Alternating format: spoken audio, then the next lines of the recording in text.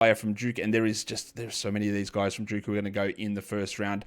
I have been really intrigued in looking into preliminarily into this player and where he goes, and I could see a top 5 situation for Kon Knueppel outside of the absolutely horrendous mispronunciation that he has of his own name. He is this intriguing sort of a wing who has elite shooting numbers. He can pass a little bit. He's just the sort of guy to me, like he had 21 usage at Duke, obviously because he's playing alongside Cooper Flag, but just fitting in at the 2, fitting in at the 3, passing, shooting, just doing the things that are needed to be done to sort of get a team over the line. Is he a guy that, like, again, 21.5 usage for a high-level prospect is not very high. It's not most guys coming in 26, 27 because they're the best player on their college team, and he wasn't, very clearly. Is he a player that, he's almost certainly not going to be playing alongside Cooper Flag, but playing alongside other guys? But if he goes to a bad team, if he goes in the top 4, he might be the best player on the team. Can he take on the larger load? Can he be a self-creator? Can he be a offensive engine type? Or is he always going to be destined to be this sort of connective piece that works with other players and still needs another guy with him to handle that load, but when you've got those together, it works really well? Yeah, I definitely lean the latter. I think connectivity is the name of the game with Knueppel. Obviously, there's some creation juice. He's great in the pick and roll.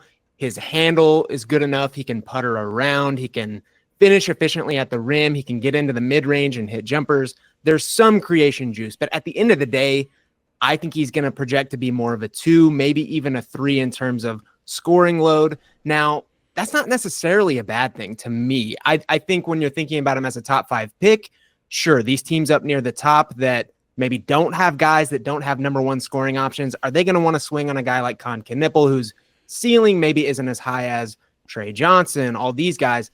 No, but for teams that have that number 1 option, number 2 option, I think Knueppel is just a walking positive. He's one of the highest field players in this class. He can get it done scoring wise, on or off ball, connective passer, 2-to-1 assist to turnover ratio. He's just great. He's going to do the right things, as we saw at Duke, played the right way, helped them to the Final Four. Cooper Flag was great, obvious superstar, but Knueppel was a huge part of the reason they were able to advance as far as they did too. It makes an interesting thing because we're talking about this draft and the way that teams moved up in the draft. And, okay, the top 2 I'm pretty sure are settled. But Philadelphia's got Paul George. It has Tyrese Maxey. There's a high-usage guard in Jared McCain. And, of course, there's Joel Embiid. And, at times you might say maybe there's a pretty big hole there on the wing. There's George, who's not always available. What happens? Who's playing at the 4?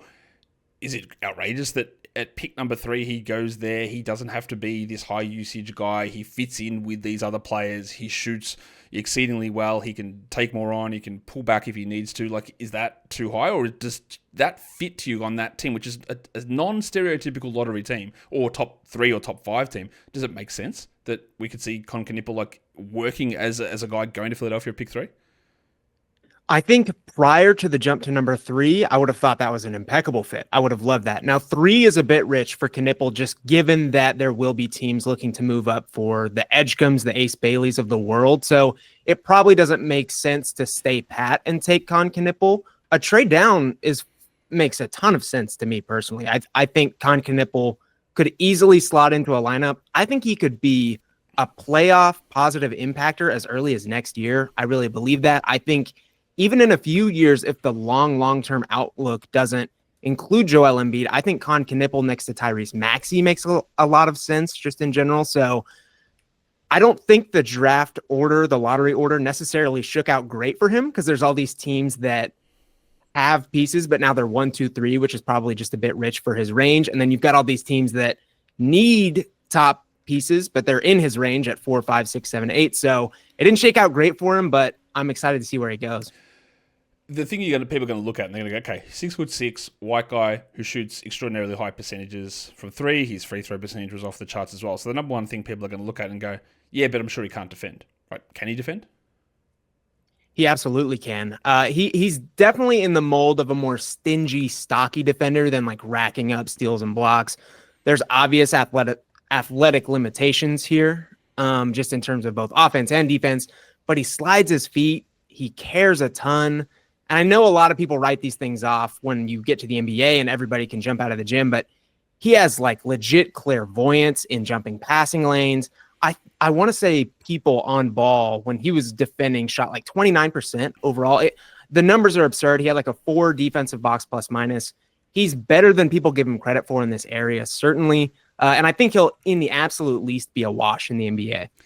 Yeah, that's always that problem again, because defense is a lot scheme dependent, and who else is out there on the court with you. So he's playing alongside Cooper Flagg, of course, which provides a level of protection behind you. Of like, you go, I know that Cooper's here, and I can do some stuff that's a little bit different, and it puts extra pressure on these players. So all of that stuff is context dependent. But the fact that we don't come in here straight away and saying, yeah, complete write off, and he's got to be hidden on defense, I think is a positive. Plus, the passing, plus the connectivity, plus the elite shooting, which we see a lot of these guys coming with this elite shooting, and in previous seasons there's been a lot of players and people are really quick to label this guy's the best shooter in the draft, and then it doesn't always come around. Like Grady Dick, for example, people were very clear on that, or not people, a lot of people were, this guy's the best shooter in the draft. Hasn't happened, right? He hasn't been an elite level shooter, he hasn't been a high percentage shooter in the NBA. It might happen, but it hasn't. Would you say that Knueppel is, at least in the discussion, to be the best shooter coming into this draft?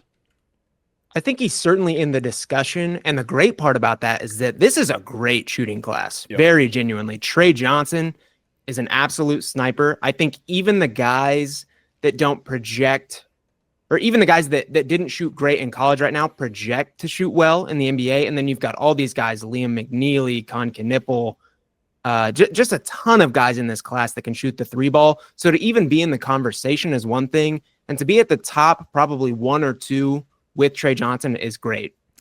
Let's go on to talking